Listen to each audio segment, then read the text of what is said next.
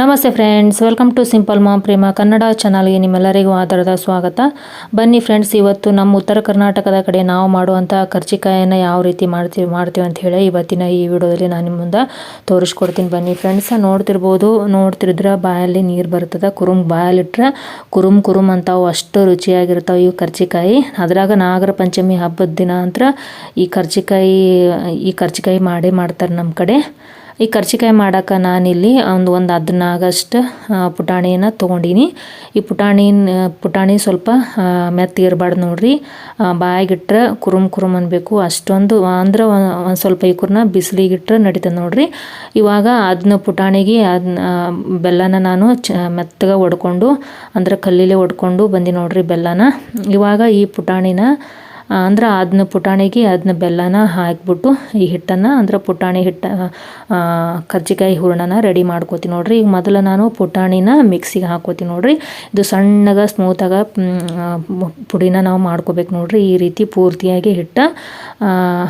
ಪೂರ್ತಿಯಾಗಿ ಸ್ಮೂತಾಗ ಬರಬೇಕು ನೋಡ್ರಿ ಪುಟಾಣಿ ಹಿಟ್ಟು. ಅಷ್ಟು ನಾವು ಇದನ್ನು ಪುಟಾಣಿ ಹಿಟ್ಟನ್ನು ಮಿಕ್ಸಿ ಮಾಡ್ಕೊಂಡ್ಬಿಟ್ಟು ಇವಾಗ ನಾನು ಮತ್ತೊಂದು ಪಾತ್ರೆಗೆ ಈ ಪುಟಾಣಿ ಹಿಟ್ಟನ್ನು ಹಾಕ್ಕೊಳಕತ್ತೀನಿ ನೋಡ್ರಿ. ಅದೇ ರೀತಿ ಇನ್ನೊಂದು ಬ್ಯಾಚ್ ಆಗುತ್ತೆ. ಈ ಪುಟಾಣಿನ ಇನ್ನೊಂದು ಬ್ಯಾಚ್ ನಾನು ಹಾಕ್ಕೊಳಕತ್ತೀನಿ. ಇವಾಗ ಈ ಪುಟಾಣಿ ಹಿಟ್ಟಿಗೆ ನಾನು ಅಂದ್ರೆ ಅದನ್ನ ಪುಟಾಣಿಗೆ ಅದನ್ನ ಬೆಲ್ಲನ ನಾನು ಒಡ್ಕೊಂಡು ಇಟ್ಕೊಂಡಿನಿ ಅಂತ ಹೇಳಿದ್ನಲ್ಲ ಫ್ರೆಂಡ್ಸ್. ಈ ಬೆಲ್ಲನೂ ಕೂಡ ನಾವು ಪೂರ್ತಿ ಮೆತ್ತಗೆ ಒಡ್ಕೊಂಡು ಇಟ್ಕೋಬೇಕು ನೋಡ್ರಿ. ಇವಾಗ ನಾನು ಇದು ಬೇರೆ ಪಾತ್ರೆಗೆ ಹಾಕ್ಕೊಳಕತ್ತೀನಿ. ಅಂದ್ರೆ ಕಲಿಸ್ಕೊಳಕ್ಕೆ ಸ್ವಲ್ಪ ಪಾತ್ರೆ ದೊಡ್ಡದಿರ್ಬೇಕಂತ ಹೇಳಿ ಮತ್ತೊಂದು ಪಾತ್ರೆಗೆ ಈ ಪುಟಾಣಿ ಹಿಟ್ಟನ್ನು ಹಾಕ್ಕೊಳಕತ್ತೀನಿ. ಇವಾಗ ಈ ಪುಟಾಣಿ ಹಿಟ್ಟಿಗೆ ನಾನು ಬೆಲ್ಲನ ನಾನು ಪೂರ್ತಿ ಸಣ್ಣಗೆ ಕುಟ್ಟಿದಂಥ ಬೆಲ್ಲನ ಇವಾಗ ಹಾಕ್ಕೊಳಕತ್ತೀನಿ ನೋಡ್ತಿರ್ಬೋದು ಫ್ರೆಂಡ್ಸ್. ಅದೇ ರೀತಿ ಈಗ ಬೆಲ್ಲ ಹಾಕ್ಬಿಟ್ಟು ನಾವು ಚೆಂದಾಗ 2 ಕೈಯಿಂದ ಈ ಬೆಲ್ಲ ಮತ್ತು ಪುಟಾಣಿ ಹಿಟ್ಟನ್ನು ಕಲಿಸ್ಬೇಕು ನೋಡ್ರಿ. ಒಂಚೂರು ಅಂದ್ರೆ ನಾವು ಚೆಂದ ಕಲಿಸ್ಲಿಕ್ಕಂದ್ರೆ ಬೆಲ್ಲ ಒತ್ತಟಿ ಹಿಟ್ಟು ಒತ್ತಟಿ ಆಗ್ಬಿಡ್ತದೆ. ಆ ರೀತಿ ಆಗ್ಬಾರ್ದತ್ತಂದ್ರೆ ಈ ರೀತಿ 2 ಕೈಯಿಂದ ಈ ರೀತಿಯಾಗಿ ಹಿಟ್ಟನ್ನು ಮತ್ತು ಬೆಲ್ಲನ ನಾವು ಪೂರ್ತಿಯಾಗಿ ಕಲಿಸಿದ್ವಿ ಅಂತಂದ್ರೆ ಹಿಟ್ಟು ಮತ್ತು ಬೆಲ್ಲ ಅದೆಲ್ಲ ಚೆಂದಾಗ ಕೂಡ್ಕೊಂಡ್ಬಿಡ್ತದೆ ನೋಡ್ರಿ.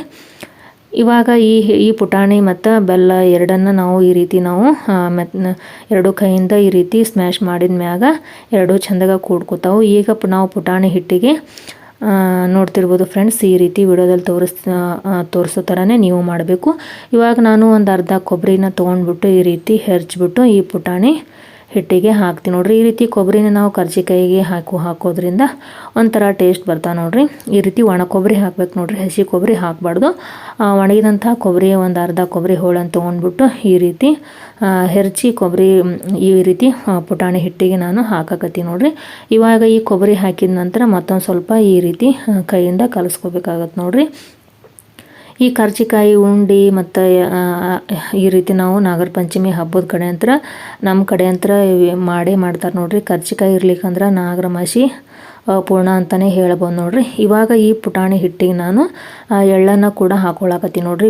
ನಿಮ್ಮ ಕಡೆ ಬಿಳಿ ಎಳ್ಳಿದ್ರೆ ಬಿಳಿ ಎಳ್ಳು ಹಾಕೋರಿ, ಇಲ್ಲಾಂದ್ರೆ ಕಪ್ಪನ ಎಳ್ಳು ಬರ್ತಾವಲ್ಲ ಆ ಎಳ್ಳನ್ನು ನಾವು ಒಂದು ಸ್ವಲ್ಪ ಈ ರೀತಿ ಒಲೆ ಮ್ಯಾಗ ಒಂದು ಸ್ವಲ್ಪ ಹುರ್ಕೊಂಡ್ಬಿಟ್ಟು ಇವಾಗ ಇದನ್ನು ಎಳ್ಳನ್ನು ಕೂಡ ನಾವು ಮಿಕ್ಸಿಗೆ ಹಾಕ್ಕೋಬೇಕು ನೋಡ್ರಿ. ಮಿಕ್ಸಿ ಪೂರ್ತಿ ಸಣ್ಣಗೆ ಹಾಕ್ಕೊಳ್ಳೋದೇನು ಅವಶ್ಯಕತೆ ಇಲ್ಲ, ಒಂದು ಸ್ವಲ್ಪ ಗಿರ್ ಅನಿಸಿದ್ರೆ ಸಾಕು ನೋಡ್ರಿ. ಈ ರೀತಿ ಎಳ್ಳನ್ನು ಕೂಡ ನಾವು ಸಣ್ಣ ಮಾಡಿದ ನಂತರ ಈ ಪುಟಾಣಿ ಹಿಟ್ಟಿಗೆ ನಾವು ಹಾಕ್ಕೊಂಡ್ಬಿಟ್ಟು ಮತ್ತೊಮ್ಮೆ ಎಲ್ಲ ಪುಟಾಣಿ ಹಿಟ್ಟನ್ನು ನಾವು ಕಲಿಸ್ಬಿಟ್ಟು ಇವಾಗ ನಾನು ಕರ್ಜಿಕಾಯಿ ಮಾಡ್ಕೊಳಕ್ಕೆ ಹೂಳು ನಂತರ ರೆಡಿ ಆಗ್ಯದ ನೋಡ್ರಿ. ಇವಾಗ ನಾನು ಹಿಟ್ಟನ್ನು ಕಲಿಸ್ತಾಕತ್ತೀನಿ. ಮೈದಾ ಹಿಟ್ಟನ್ನು ಮತ್ತೊಂದು ಪಾತ್ರೆಗೆ ತೊಗೊಂಡ್ಬಿಟ್ಟು ಆ ಮೈದಾ ಹಿಟ್ಟಿಗೆ ಒಂದು ಸ್ವಲ್ಪ ಎಣ್ಣೆಯನ್ನು ಹಾಕಿ ನೋಡ್ರಿ. ಅಂದ್ರೆ ಕರ್ಜಿಕಾಯಿ ಕುರುಮ್ ಬರ್ತಾವ ಅಂಥೇಳಿ ಒಂದು ಸ್ವಲ್ಪ ಎಣ್ಣೆ ಹಾಕ್ಬಿಟ್ಟು ನಾನು ಮೈದಾ ಹಿಟ್ಟನ್ನು ಕಲಿಸ್ಕೊಳಕತ್ತೀನಿ ನೋಡ್ರಿ. ಇದನ್ನು ನಾವು ಚಪಾತಿ ಹಿಟ್ಟನ್ನು ಕಲಿಸ್ತೇವಲ್ಲ ಫ್ರೆಂಡ್ಸ್, ಆ ರೀತಿಯೇ ನಾವು ಕಲಿಸ್ಬೇಕು. ಒಂದು ಸ್ವಲ್ಪ ನೋಡ್ಕೊಂಡು ಕಲಿಸ್ಕೋಬೇಕು ನೋಡ್ರಿ. ನೋಡ್ಕೊಂಡು ಅಳಸಾಗ್ಬಿಟ್ರೆ ಕರ್ಜಿಕಾಯಿ ಮಾಡೋಕೆ ಅಷ್ಟೊಂದು ನೀಟಾಗಿ ಬರೋಂಗಿಲ್ಲ. ಹಾಗಾಗಿ ಒಂದು ಸ್ವಲ್ಪ ಗಟ್ಟಿನೇ ಇರೋ ಥರ ನಾವು ನೋಡ್ಕೊಂಡ್ಬಿಟ್ಟು ಈ ರೀತಿ ಕಲಿಸ್ಕೋಬೇಕು ನೋಡ್ರಿ. ಎಣ್ಣೆ ಹಾಕೋದ್ರಿಂದ ಕರ್ಜಿಕಾಯಿ ಒಂದು ಸ್ವಲ್ಪ ಕುರುಮ್ ಬರ್ತಾವೆ ಅಂಥೇಳಿ ಅದೇ ಉದ್ದೇಶಕ್ಕೆ ಹಾಕಿ ನೋಡ್ರಿ. ಇವಾಗ ನಾವು ಹಿಟ್ಟನ್ನು ನಾವು ಕಲಿಸಿದ ನಂತರ ಒಂದು ಅರ್ಧ ಗಂಟೆ ನೆನಿಲಿಕ್ಕೆ ಅಂಥೇಳಿ ಬಿಡಬೇಕು. ಈ ರೀತಿ ನಾವು ಬೆಳ್ಳಿಂದ ಹಿಡಿದ್ರೆ ಹಿಟ್ಟು ಕೈಗೆ ಅಂಟ್ಕೋಬಾರ್ದು ನೋಡ್ರಿ. ಆ ರೀತಿ ನಾವು ಹಿಟ್ಟನ್ನು ಒಂದು ಅರ್ಧ ಗಂಟೆ ರೆಸ್ಟ್ ಮಾಡೋಕೆ ಬಿಡಬೇಕು. ಇವಾಗ ನಾನು ಹಿಟ್ಟನ್ನು ಒಂದು ಅರ್ಧ ಗಂಟೆ ಬಿಟ್ಟ ನಂತರ ಮತ್ತೊಮ್ಮೆ ಮಿದ್ಕೊಳಕತ್ತೀನಿ ನೋಡ್ರಿ. ಇವಾಗ ಮಿದ್ಕೊಂಡ ನಂತರ ನಾವು ಸ್ವಲ್ಪ ಹಿಟ್ಟನ್ನು ತೊಗೊಂಡ್ಬಿಟ್ಟು ಈ ರೀತಿ ಅರ್ಧ ಭಾಗನ ನಾನು ತೊಗೊಂಡ್ಬಿಟ್ಟು ಇವಾಗ ಈ ರೀತಿ ಸಣ್ಣದಾಗಿ ಉಳ್ಳಿನ ಕಟ್ಕೊಳಕತ್ತೀನಿ ನೋಡ್ರಿ. ನಿಂಬೆ ಹಣ್ಣಕ್ಕಿಂತ ನಿಂಬೆಹಣ್ಣಿಗಿಂತ ಅದಕ್ಕಿಂತ ಸಣ್ಣ ಗಾತ್ರವಾಗಿ ಈ ರೀತಿ ಉಳ್ಳೆನ ಕಡ್ಕೊಂಡ್ಬಿಟ್ಟು ಈ ರೀತಿ ಕೈಯಿಂದ ಒತ್ತೆಗೆ ಫ್ರೆಸ್ ಮಾಡ್ಬೇಕು ನೋಡಿರಿ. ಈ ರೀತಿ ನಾವು ಕೈಯಿಂದ ಫ್ರೆಸ್ ಮಾಡಿದರೆ ದಂಡೇನು ಸೀಳಂಗಿಲ್ಲ. ಆವಾಗ ನಾವು ಎಲೆನ ಅಂದ್ರೆ ಕರ್ಜಿಕಾಯಿ ಎಲೆ ಮಾಡ್ಕೊಳ್ಳೋಮಂದಾಗ ದಂಡೆ ಏನು ಸೀಳು ಬರೋಂಗಿಲ್ಲ ನೋಡಿರಿ. ಚೆಂದಾಗ ಈ ರೀತಿ ನಾವು ಕೈಯಿಂದ ಫ್ರೆಸ್ ಮಾಡಿ ಅಂದ್ರೆ ಕೈಯಿಂದ ಒತ್ತಿದ್ವಿ ಅಂತಂದ್ರೆ ಎಲೆ ಚೆಂದಾಗಿ ಬರ್ತಾವ ಅನ್ನೋ ಉದ್ದೇಶಕ್ಕಾಗಿ ಈ ರೀತಿ ಮಾಡೋದು ನೋಡಿರಿ. ಇವಾಗ ಒಂದು ಸ್ವಲ್ಪ ಮೈದಾ ಹಿಟ್ಟನ್ನು ತೊಗೊಂಡ್ಬಿಟ್ಟು ಆ ಉಳ್ಳೆಗೆ ಹಚ್ಚಿ ಈ ರೀತಿ ನಾವು ಕರ್ಜಿಕಾಯಿ ಎಲೆನ ಮಾಡ್ಕೋಬೇಕು ನೋಡಿರಿ. ಈ ರೀತಿ ಮಾಡಿ ನಾವು ಇಲ್ಲಿ ತನಕ ಪುಟಾಣಿ ಮತ್ತು ಬೆಲ್ಲ ಹಾಕಿ ಹೂರಣನ ನಾವು ರೆಡಿ ಮಾಡ್ಕೊಂಡವಲ್ಲ ಫ್ರೆಂಡ್ಸ, ಅದನ್ನು ನಾವು ಈ ಎಲೆಯೊಳಗೆ ಇಟ್ಬಿಟ್ಟು ನಾವು ತುಂಬಬೇಕು ನೋಡಿರಿ.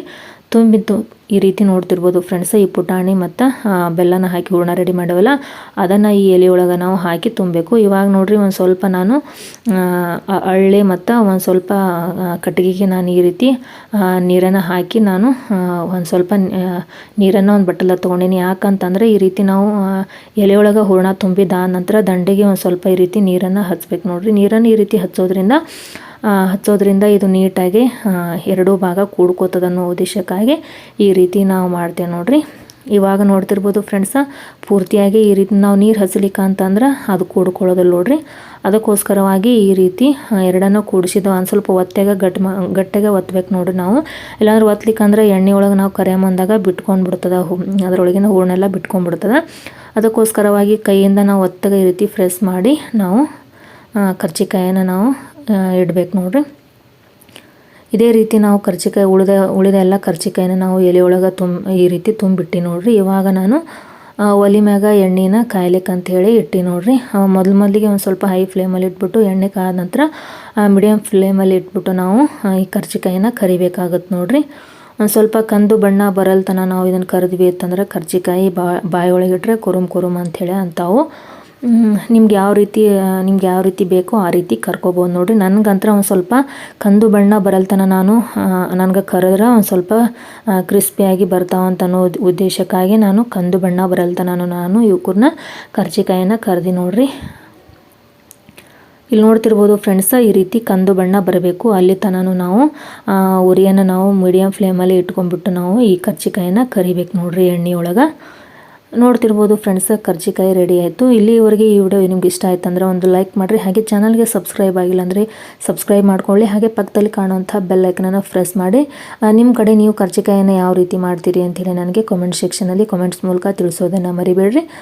ನೋಡ್ತಿರ್ಬೋದು ಫ್ರೆಂಡ್ಸ್, ಕರ್ಜಿಕಾಯಿ ನೋಡಿದ್ರೆ ಬಾಯೊಳಗೆ ನೀರು ಬರ್ತಾವೆ, ಎಷ್ಟೊಂದು ಕೆಂಪಾಗ ಕ್ರಿಸ್ಪಿಯಾಗಿ ಆಗ್ಯಾವ ಅಂಥೇಳಿ ನೀವೇ ನೋಡ್ತಿರ್ಬೋದು.